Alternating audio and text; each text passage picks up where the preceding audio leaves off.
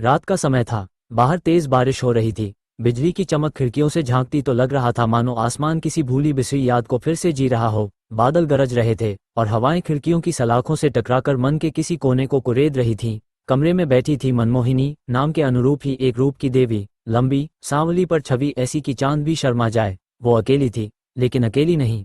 उसकी आंखों में इंतजार था, होठों पर थरथराहट थी और दिल एक अनकहे नाम की धड़कनें गिन रहा था। अचानक दरवाजे पर दस्तक होती है। वो चौंकती है, फिर मुस्कराती है, जैसे जानती हो कि ये दस्तक किसी और की नहीं, उसी की है, रमेश की। दरवाज़ा खुलता है। रमेश बीत चुका होता है। उसकी आंखों में वक्त ठहर जाता है जब वो मनमोहिनी को देखता है। लाल रंग की साड़ी में, हल्की गीली जुल्फों के साथ उसकी मौजूदगी किसी कविता की तरह महसूस होती है। वो बिना कुछ कहे उसे अंदर बुला लेती है। कमरे की रोशनी हल्की थी। मनमोहिनी ने उसकी उंगलियां थाम लीं, ठंडी और कांपती हुई। वह धीरे से उसे अपने करीब खींचती है। दोनों की सांसें तेज थीं, पर शब्द मौन। भीगी हुई हथेलियां, धड़कनों का शोर और एक दुस्साहसी नज़दीकी। मनमोहिनी ने धीरे से उसकी हथेली अपने गाल पर रख दी, आंखें बंद कर लीं, और अगले ही क्षण वो अपने होंठ उसकी पलकों पर रख देती है। रमेश चुप था, पर ठहरा नहीं था। वो भी उसकी बाहों में समा गया, जैसे कोई बूंद अपने बादल से मिल जाए। वक्त नहीं रुका, मगर एहसास थम गया था।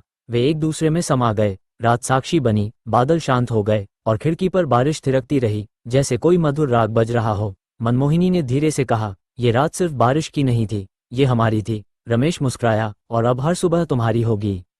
अगली रात को फिर से बाहर तेज बारिश हो रही थी। बिजली की चमक खिड़की के शीशों पर गिरती और कमरे में बैठी मनमोहिनी की लाल साड़ी की आभा को और भी गहरा कर देती। वो बहुत ही खूबसूरत औरत थी, इतनी कि कोई उसे देख ले तो पल भर को समय थम जाए और दिल की धड़कनें तेज हो जाएं। कमरे में हल्का सा इत्र फैला था और मोमबत्ती की लौ उसकी बड़ी बड़ी आंखों में चमक रही थी। तभी दरवाजे पर दस्तक हुई। टप टप। मनमोहिनी ने धीमे कदमों से दरवाज़ा खोला। सामने खड़ा था मोहन, जो बारिश में भीग चुका था।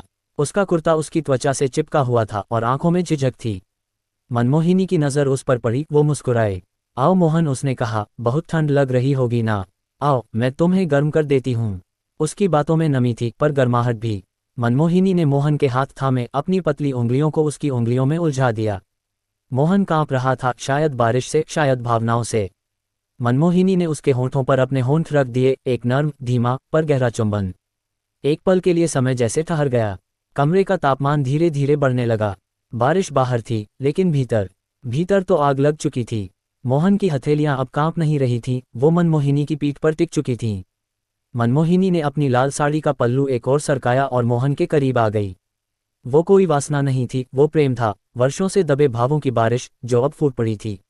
वो रात चुपचाप बीती। सिर्फ सांसों की आवाज़, बारिश की रिमझिम और दो दिलों की धड़कनों की गूंज सुनाई देती रही।